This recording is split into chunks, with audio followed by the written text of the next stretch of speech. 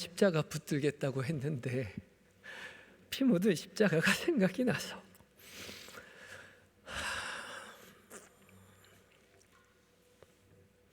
그 십자가 그 은혜 자랑하며 살아가시는 모든 성도님들 되시기 바랍니다. 귀한 은혜 찬양 감사합니다. 오늘 이 시간 하나님의 말씀 앞에 선 우리 모두에게 성령 하나님께서 거룩한 빛을 비춰주셔서 살아계신 하나님의 음성으로 듣게 해주실 줄 믿습니다. 우리 옆 사람 향해서 이렇게 인사합시다. 잘 오셨습니다. 잘 오셨습니다. 오늘 새벽에 일어나서 교회 창문을 열어보니까 비가 오더라고요. 아이고, 비가 와서 큰일 났네 했는데 많이 오셔서 너무나 감사하기도 하고 다행이기도 하고, 올까 말까 걱정하셨던, 고민하셨던 분들 중에 이 자리에 참석하신 모든 여러분들 하나님께서 불러주신 줄 믿습니다. 불러주셨으니 예비하신 모든 것으로 말씀하여 주실 것입니다. 그 음성 귀 기울이고 귀담아 들어서 살아계신 하나님의 음성을 붙들고 살아가시는 모든 성도님들 되시기 바랍니다. 잘 오셨습니다. 오늘 사순절 세 번째 주간을 맞이하고 있습니다. 우리 사순절 기간 동안 한 말씀 한 기도 하고 있는데 잘 하고 계신가요? 아유, 예. 1부 때보다 훨씬 더 크게 말씀해 주셔서 감사합니다. 1부 때는 조금 얘기해 주셔서 마음이 조금 아쉬웠는데 열심히 해주시는 분도 계실 테고 그냥 하루 이틀 하다가 에이 별거 없네 그러고 그냥 그만두신 분도 있으실 텐데요. 아침 일찍 일어나서 한 말씀 보고 그 말씀 귀담아 마음 가운데 잘 간직해서 스마트폰에 바탕화면으로 깔아가지고 카톡으로 보면서 말씀 읽으시기 바랍니다. 핸드폰 볼 때마다 말씀 읽고, 또 전화 걸 때마다 말씀 읽고, 카톡 확인할 때마다 말씀 읽고, 그렇게 하루 종일 말씀을 읽을 때에 그 말씀이 우리를 변화시킬 것입니다. 그것에 훈련하는 시간들이죠. 사실 한 구절만 가지고도 충분합니다. 그 말씀 하루 종일 묵상해도 다 묵상할 수 없고요.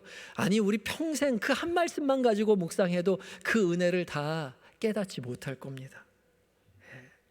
제가 지난주 토요일에 잠들면서 잠이 들었는데, 목사가 되게 그렇듯이 설교를 앞두고 목사들은 잠을 잘 못 잡니다. 잠을 자면서도 설교를 계속 썼다 지웠다 계속 그렇게 하죠. 어떻게 하면 성도분들에게 하나님의 말씀을 잘 전할 수 있을까 뒤척이면서 고민을 합니다. 새벽에 몇 시쯤 됐나 해가지고 스마트폰을 딱 봤는데 그 스마트폰에 그날의 말씀이 딱 써 있었어요. 어찌하여 내 속에서 불안해하는가?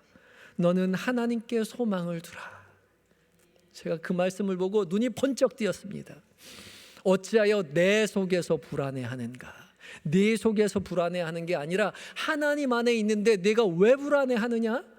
하나님께 소망을 두어라. 그 말씀이요, 제 마음에 확 와닿았습니다. 그렇지, 내가 전하는 것이 아니라 하나님께서 하시지. 내가 하나님 안에 있는데 무엇이 두려워할 것이며 걱정할 게 무엇이 있나? 은혜로 말씀 전하고 주일을 지났습니다. 그러고서요, 그 말씀이 한 주 종일 뿐만 아니라 한 주간 내내 제 마음을 간직하게, 제 마음을 와닿았습니다. 어찌하여 내 속에서 불안해하는가? 너는 하나님께 소망을 두라.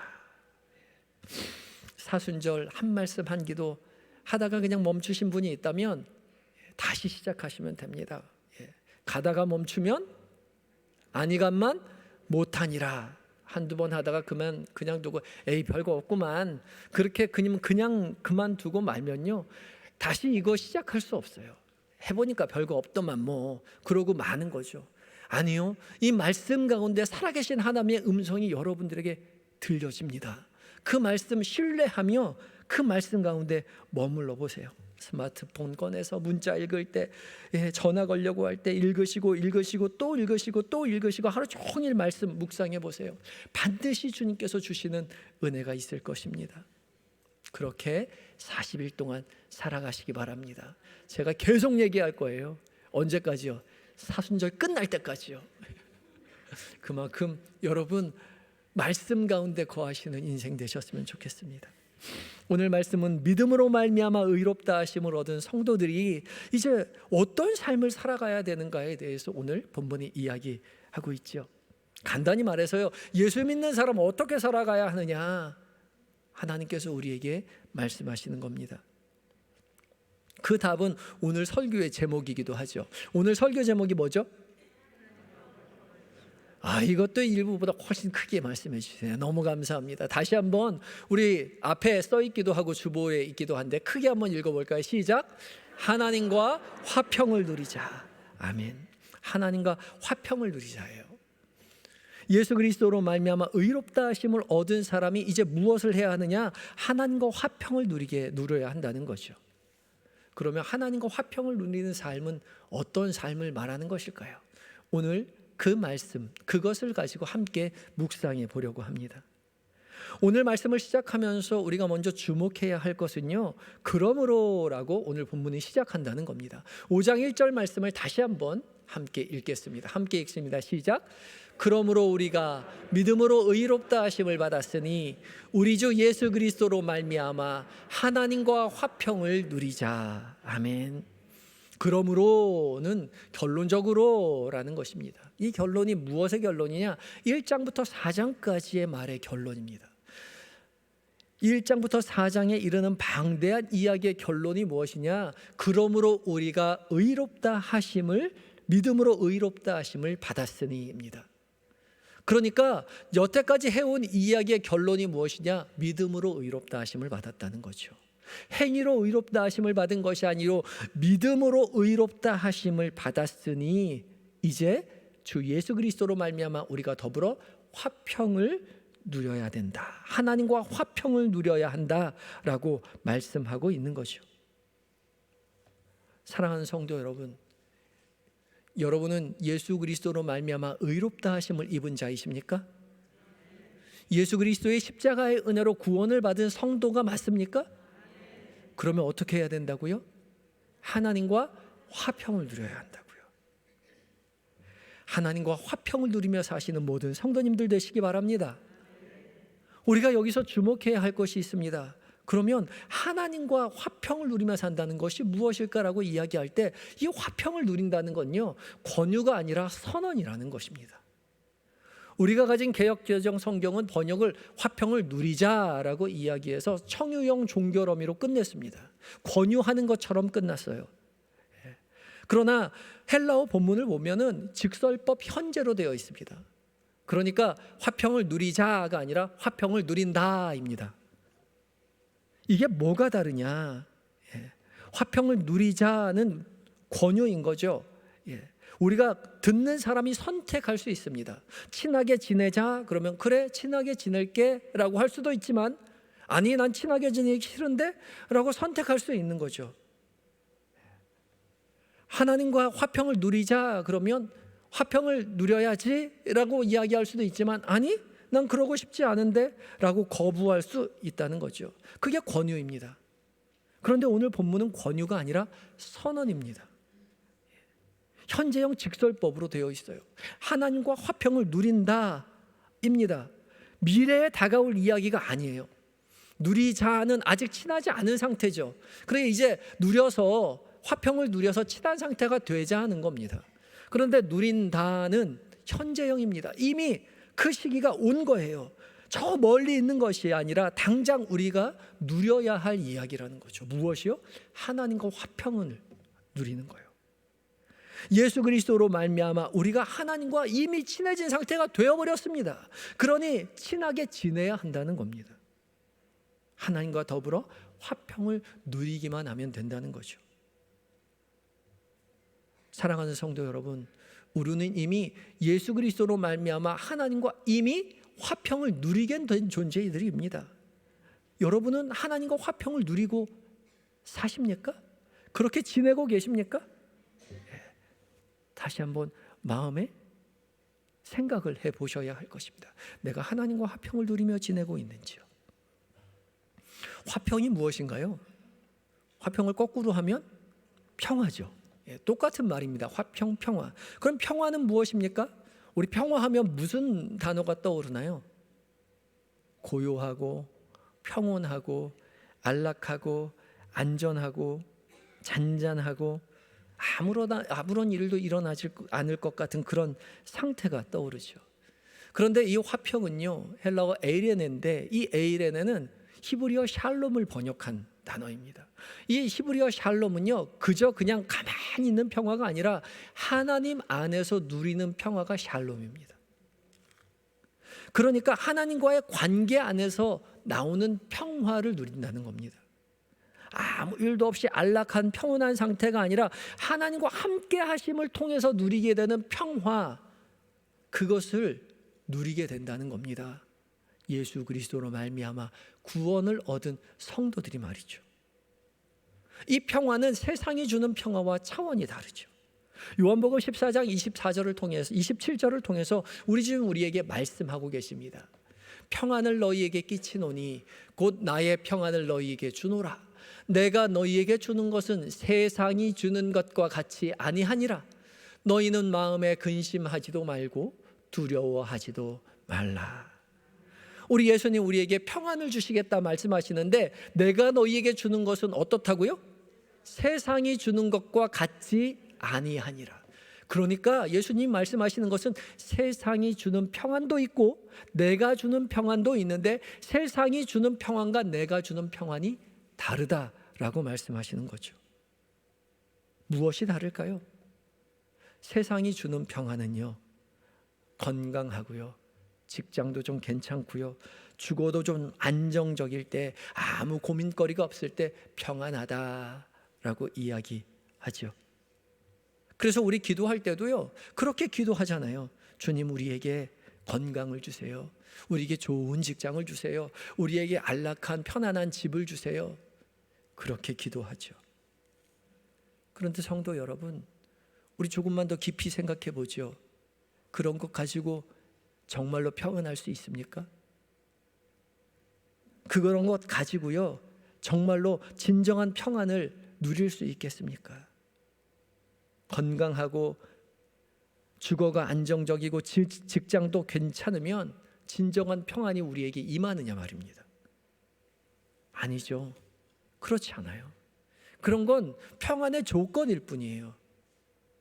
좋은 직장이 있으면 평안할 수 있고요, 건강이 있으면 평안할 수 있고요, 좋은 집이 있으면 평안할 수 있죠. 조건이에요. 그런데 이런 조건은요, 일시적이고 늘 불안합니다. 언젠간 깨지게 되어 있어요. 우리의 건강은 언젠간 무너지게 되어 있습니다. 늘 건강할 거라고 자신하는 사람들이요, 어느 순간 건강치 못한 자기 자신을 발견하게 됩니다. 나이 들어서뿐만이 아니에요. 젊은 사람들도 어느 순간 건강이 무너지는 자신을 발견할 때가 있죠. 직장도 그렇죠. 평생 직장이 어디 있나요? 요즘은 40대만 넘으면 명퇴를 한다고 며칠 전에 은행에서 명퇴를 받지 않았습니까? 집이요, 집값이 오르락내리락 할 때마다 우리 가슴도 오르락내리락 하잖아요. 울렁울렁합니다. 이런 것들로는 진정한 평안을 얻을 수가 없죠. 일시적으로 우리를 마음에 평안하게 해줄 것만 같지만 그것이 무너지고 나면 우리 마음도 무너지고 마는 거죠. 그래서 우리가 바라고 구해야 할 평안은 이런 가짜 평안, 일시적인 평안이 아니죠. 우리가 구해야 할 진정한 평안은 하나님께로부터 옵니다. 아멘이십니까? 아멘입니다. 하나님으로부터 온 평안은요, 이런 세상의 모든 조건을 넘어서는, 뛰어넘는 평안입니다. 결코 변하지 않고 영원한 거죠. 그래서 비록 건강하지 못한다 하더라도, 변변한 직장을 잡지 못한다 하더라도, 자가가 아니라 전세가 아니라 월세에 산다 하더라도요, 주님과 함께라면 평안을 누리며 살아갈 수 있는 거죠. 아멘입니까? 아멘이죠. 동의하셔야 됩니다. 우리 예수 믿는 사람들, 그런 평안을 추구하며 살아가는 사람들이지요. 주변에 그런 집사님, 그런 권사님, 그런 장로님, 아니 직분에 상관없이 그런 신앙생활을 하는 성도님들 계시지 않습니까? 멀리서 보면, 아니 가까이 가서 봐도 그분 변변치 않은 변변한 직업도 별로 없는 것 같고, 건강도 별로 건강한 것 같지 않고, 아무것도 내세울 게 없는데요, 평안한 모습 가운데 사시는 분들이 있죠. 외부적인 환경에 상관없이 평안하게 살아가는 분들이 있습니다. 곁에 가서 여쭈어보면요, 모든 것이 더 감사합니다, 모든 것이 하나님 은혜입니다, 거짓말같이 보이지 않아요. 그 마음에 얼마나 평안이 가득한지 모릅니다. 그런 분들이야말로 정말로 하나님과 더불어 평안을 누리는 사람들인 거죠. 그래서 우리의 기도가 좀 바뀌어야 됩니다. 주님, 우리에게 건강을 주십시오, 우리에게 직장을 주십시오, 우리에게 좋은 집을 주십시오, 그렇게 구할 것이 아니라, 주님, 세상이 주는 평안이 아닌 주님이 주시는 평안으로 내 삶이 가득 차게 해주십시오. 그렇게 기도해야죠. 우리 입술에도요, 모든 것이 은혜입니다, 모든 것이 감사입니다, 우리의 영혼의 만족을 주시는 하나님 앞에 영광을 돌립니다, 그렇게 고백하는 인생이 되어야 한다는 겁니다. 매일 기도하고 매일 찬송하고 매일 말씀만 묵상하며 살아가라는 것이 아닙니다. 우리의 일상이요, 우리의 일상이 세상의 기준이 아닌 하나님의 기준으로 변화되는, 그래서 세상의 기준을 가지고 살아가는 것이 아니라 하나님 기준 가지고 살아가는 일상이 되어야 한다는 거죠. 그래서 세상 사람들 추구하는 것 다 가지고 가라는 것이 아니라 하나님 원하시고 기뻐하시는 기준을 가지고 세상을 바라보고 결정하며 살아가야 된다는 거죠. 우리 입술로는 주님만 사랑합니다, 주님만 바라봅니다, 주님만 의지합니다라고 이야기하지만 일상의 삶은, 진실된 삶은요, 세상 사람과 똑같이 살아가는 거죠. 아니요, 그래서는 안 됩니다. 우리의 일상 자체가 주님을 바라보며 살아가야 하는 거죠. 주님을 의지해서 살아가야 한다는 겁니다. 우리의 전 존재가 주님 바라봐야 돼요. 우리의 관심이요, 사실 무슨 음식이 좋다더라, 어디에 커피가 맛있다더라, 어디 백화점 세일한다더라, 어디 주식이 오른다더라, 그런 말만 들으면 귀가 쫑긋하죠. 근데 어디가 은혜가 있다더라, 어디에 감사가 넘친다더라, 그런 이야기를 들으면 그냥 한 귀로 듣고 한 귀로 흘려버려요. 전혀 관심이 없습니다. 그런 것이 우리의 일상의 기준이 되지 못하는 거죠. 그저 연봉이 오르나, 어떤 직업을 갖고 있나, 주식이 오르나, 건강해지나, 그런 것만 가지고 우리의 일상을 결정하며 살아갑니다. 무엇을 하면 건강이 좋아질지, 어떤 걸 선택하면 주식이 오를지, 그런 기준 가지고 우리의 일상을 전부 살아가고 있잖아요. 아니요, 우리의 기준이 바뀌어야 돼요. 무엇을 하면 하나님이 기뻐하실까? 무엇을 하면 하나님과 가까워질 것인가? 무엇을 하면 하나님과 멀어지게 되나? 그것을 가지고 우리의 일상이 결정되어야 하는 거죠. 하나님 가까이 가는데 도움이 된다면 그것을 기쁘게 여기고 취할 것이요, 하나님과 가까이 가는데 도움이 되지 않는다면 세상 사람들이 다 쫓아간다 하더라도 나는 기꺼이 그것을 포기할 수 있는 그런 결단이 우리 가운데 있어야 한다는 거죠. 하나님과 더불어 누리는 그 평안은요, 바로 이런 기준을 가지고 살아가는 것입니다. 세상 사람과 똑같은 기준이 아니라 하나님을 기준으로 새로운 기준을 가지고 우리의 일상을 살아가는 겁니다. 그저 하나님과 누리는 평안이 하나님 곁에 앉아서 누워서 편안하게 아무것도 안 하면 하나님이 알아서 모든 걸 다 해주는 것이 아니라 하나님 은혜 안에서 끊임없는 하나님 기뻐하시는 것을 선택하는 그 역동, 그 관계, 그것이 하나님과 누리는 평안이라는 것이죠. 그 평안을 누리며 살아가시는 한영의 모든 성도님들 되시기 바랍니다. 사랑하는 하나님의 성도 여러분, 세상이 주는 일시적인 평안을 그저 내려놓으시기 바랍니다. 이제 내려놓고 포기하고요, 주님이 주시는, 주님 기뻐하시는 그 삶의 기준으로 새롭게 취하시며 살아가시기 바랍니다. 무엇을 하나님이 기뻐하실까 생각해 보세요. 그리고 우리의 일상을 주님 기뻐하시는 것으로 채워보세요.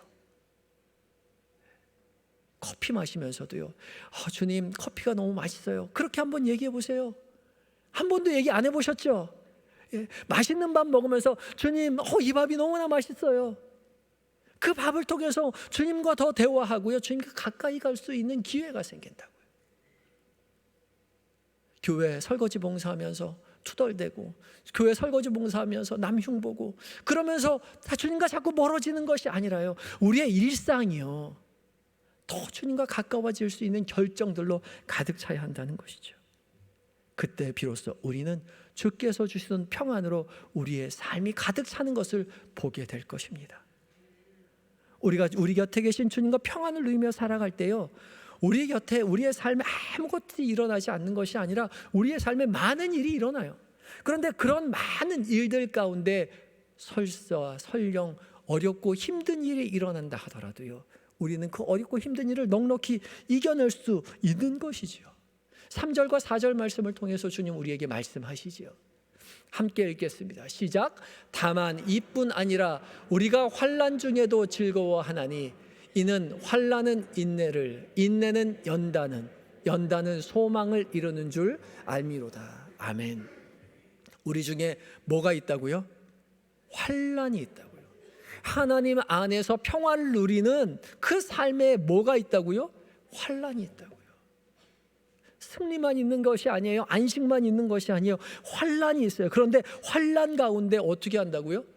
즐거워한다고요. 환난이 오는데 즐거워할 수 있다고요. 이 즐거워한다라고 쓰인 이 카우코메타라는 뜻은요, 고개를 든다라는 뜻입니다. 자랑한다라고 번역되어 있어요. 환난이 오는 걸 어떻게 고개를 들고 자랑할 수 있습니까? 고개 숙이고 도망가는 것이 아니라, 낙담하는 것이 아니라 오히려 환난을 자랑하고 고개를 들고요, 그 환난을 이겨내는 겁니다. 왜요? 이어지는 문장에서 설명하고 있죠. 3절과 4절을 다시 한번 읽겠습니다. 노란색만 읽을게요. 시작. 환난은 인내를, 인내는 연단은, 연단은 소망을 이루는 줄 알미로다. 아멘. 하나님과 누리는 평안 가운데 다가온 환난이요, 그냥 환난으로 그치는 것이 아니라 그 환난이 인내를 낳고, 인내는 연단을 낳고, 연단을 소망을 이루는 줄 이미 우리가 알고 있기 때문에 그래요. 환난은 인내를 가져오죠. 인내라는 말은 휘포모네라는 뜻인데, 휘포는 뭐뭐 아래에라는 뜻이고, 모네는 메노라는 뜻인데 머물다라는 거예요. 그러니까 인내라는 말은 그 아래에 머무는 겁니다. 어디 아래예요? 환난 아래에 머무는 겁니다. 도망가지 않고 떠나지 않고 그 아래 머물러 견뎌내는 겁니다. 왜요? 그 환난이 하나님과 가까이 하는데 도움이 되기 때문에 그래요. 사실 평안할 때는요, 평안할 때는 아무 일 없을 때는 우리 신앙 다 좋아 보이죠. 은혜가 충만하게 사는 것 같습니다. 그런데요, 환난이 한번 다가오면요, 그때 비로소 우리 진짜 믿음이 드러나죠. 조그만 일이 생겨도 가슴이 벌렁벌렁하고요, 철렁 내려앉고요, 믿음은 온데간데 없고 두려움과 염려와 낙담이 우리를 엄습해 오는 거죠. 잠이 안 와요. 정신이 번쩍 들죠. 그러면서 그동안 내가 믿어왔던 그 믿음이 어디 갔는지 너무 부끄러워지는 거죠. 그동안 가져왔던 믿음이란 게 얼마나 보잘것없었는지를 깨닫게 됩니다. 그러고서 더 주님을 꽉 붙잡게 되는 거죠. 그 전까지는 습관적으로 대충 기도했는데요, 환난이 찾아오면요, 누구보다 간절하게 마음을 가지고 주님 앞에 주님 하고 기도할 수밖에 없죠. 죽을 것 같은 고통 가운데 있으나 십자가 지신 주님 기억하며 믿음의 길을 걸어간다는 거죠. 하루 이틀, 한 달, 두 달, 1년, 2년 어렵고 힘들지만 그 안에 도망가지 않고 그 아래 머물러 있다 보면요, 환난은 인내를 낳고, 인내는 연단을 낳고, 연단은 소망을 낳게 된다는 사실을 깨닫게 됩니다. 어느새 환난이 지나가고 말아요. 환난 다 지나고 나면 알게 되죠. 우리의 신앙이 조금 더 자랐다는 것을요. 우리가 주님을 더 의지하게 되었다는 사실을 그제서야 깨닫게 됩니다. 가뭄이 들어야 나무의 뿌리가 깊이 땅에 내리게 되는 것처럼요, 바람이 불어야 나무가 땅을 꽉 붙잡게 되는 것처럼요, 환난이 우리 가운데 찾아와야만 우리의 신앙이 더 성숙한 신앙으로 자라가게 되는 겁니다. 그래서 하나님께서는 야고보서 1장 2절을 통해서 우리에게 말씀하시지요. 함께 읽겠습니다. 시작. 내 형제들아, 너희가 여러 가지 시험을 당하거든 온전히 기쁘게 여기라. 어떻게 하라고요? 온전히 기쁘게 여기라고요. 여기서 온전히라는 말은 all이라는 모든이에요. 그러니까 모든 기쁨을 가지고 있어라라고 이야기하는 거예요. 모두 기쁘라고요.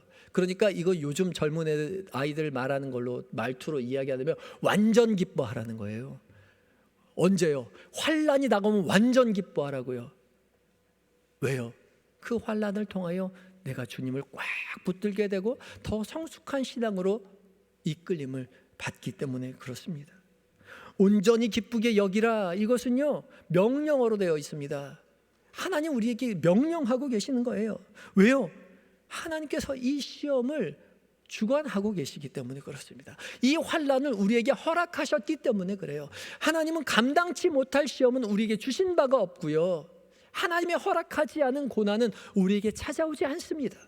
그러니까 우리에게 환란이 왔다는 사실은 하나님이 그걸 허락하셨다는 것이고, 그 허락한 시험을 통해서 하나님은 우리에게 더 깊은 신앙으로 우리를 초대하신다는 사실인 거죠. 이 환란을 통해 우리를 성숙한 신앙의 사람으로 하나님이 만들어 가시고 계신 것입니다. 환란이 없는 성숙은 없습니다. 시험이 없는 신앙의 성숙은 없어요. 신앙은 연단을 통해서만 자라갑니다. 그것을 우리는 잊어서야 안 되는 겁니다. 그래서 시험이 다가온다면 온전히 기쁘게 여겨라, 완전 기뻐해라. 왜? 우리가 우리의 신앙이 성숙할 시기가 찾아왔기 때문에 그렇다는 거죠. 사랑하는 한영의 성도 여러분, 혹시 이 자리에 환난 가운데 계신 분이 있습니까? 아픈 가운데 있는 분이 있나요? 고난 가운데 눈물 짓고 계신 분이 있나요? 완전 기뻐하시기 바랍니다. 하나님이 여러분들을 그 환난의 자리로 초대하시고 나를 붙들어 이겨내라고 말씀하고 계시는 거죠. 우리가 주님만 붙들고 있으면 우리는 이 시험을 반드시 이겨낼 수 있습니다. 이 경주는 우리의 것이 아닙니다. 우리는 주님만 붙들고 있으면 결코 실패할 염려가 없어요. 왜냐하면 이 믿음의 경주를 예수 그리스도께서 이미 승리로 장식하셨기 때문에 그렇습니다. 8절 말씀을 함께 봉독하겠습니다. 8절입니다. 시작. 우리가 아직 죄인 되었을 때에 그리스도께서 우리를 위하여 죽으심으로 하나님께서 우리에 대한 자기의 사랑을 확증하셨느니라. 아멘. 하나님께서 이미 우리에 대한 자기의 사랑을 확증하셨습니다. 확증하다는 건 옆에 선다는 거예요. 증명한다는 것입니다. 우리의 사랑을, 하나님의 사랑을 증명해 내셨어요. 무엇으로요? 예수 그리스도께서 우리를 위하여 죽으심으로요. 이미 이 경주는 끝났습니다. 이 환난의 이야기는 우리의 승리로 장식하셨어요. 결정하셨어요. 우리는 주님을 붙들기만 하면 되는 것이죠. 하나님께서 우리에 대한 자기의 사랑을 확증하셨습니다. 하나님이 우리를 얼마나 사랑하시는지 자신의 전 존재를 죽이심으로 말미암아, 독생자 예수 그리스도를 십자가에 못 박으심으로 말미암아 우리를 구원하시기로 작정하셨습니다. 우리를 승리케 하시기로 결정하셨어요. 그러니 우리는 우리 곁에 계신 주님을 붙잡고 있기만 하면 된다는 것이죠. 주님의 그 사랑 받아들이기만 하면 된다는 것입니다. 아무것도 안 하고 가만히 있는 것이 아니라 우리 곁에 계신 주님과 화평을 누리며 그 주님 붙들고 살아갈 때에 주님은 우리에게 구원의 이야기들로 가득 채워주시겠다고 약속하는 것이죠. 사랑하는 한영의 성도 여러분, 하나님과 화평을 누리는 삶이라는 거예요. 그저 가만히 있는 평안한 것이 아니라 세상의 기준을 다 내어버리고요, 주님 기뻐하시는 기준으로 새로 갈아타는 것입니다. 무엇이 하나님이 기뻐하시는 것일까? 무엇이 하나님께서 기뻐하지 아니하는 것일까? 그 기준을 가지고 우리의 일상을 살아가는 것이고요, 그런 일상을 기준으로 살아갈 때 설령 우리에게 환난이 온다 할지라도 완전 기뻐하면서 그 기쁨을 통하여 이루실 하나님의 성식을 기대하며 주님만 붙들고 살아가는 것이 주님과 함께 평안을 누리는 삶입니다. 하나님과 평화를 누리는 삶인 것이죠. 사랑하는 한영의 성도 여러분, 우리가 예수 그리스도로 말미암아 의인된 사람이라면, 믿음의 성도이라면 이제 세상의 기준을 내려놓고 주님과 더불어 화평을 누리는 성도가 되시기 바랍니다. 세상의 기준을 다 내려놓고 하나님 기뻐하시는 기준을 가지고 세상을 살아가시기 바랍니다. 고난과 환난이 다가온다라도 낙담하지 아니하고 주님 붙들고 이겨가시기 바랍니다. 그러므로 말미암아 우리는 주님이 승리하신 것처럼 우리도 승리하게 될 것입니다. 이번 한 주간, 아니요, 우리의 일생을 주님 붙들고 주님과 평화를 누리며 주님의 승리를 자랑하며 증거하며 살아가시는 한영의 모든 성도님들 되시기 바랍니다. 다 같이 기도하시겠습니다.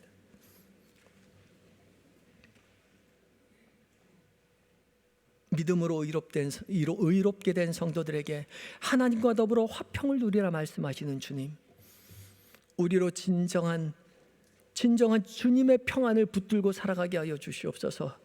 세상의 가짜 평안, 일시적인 평안 다 내려놓고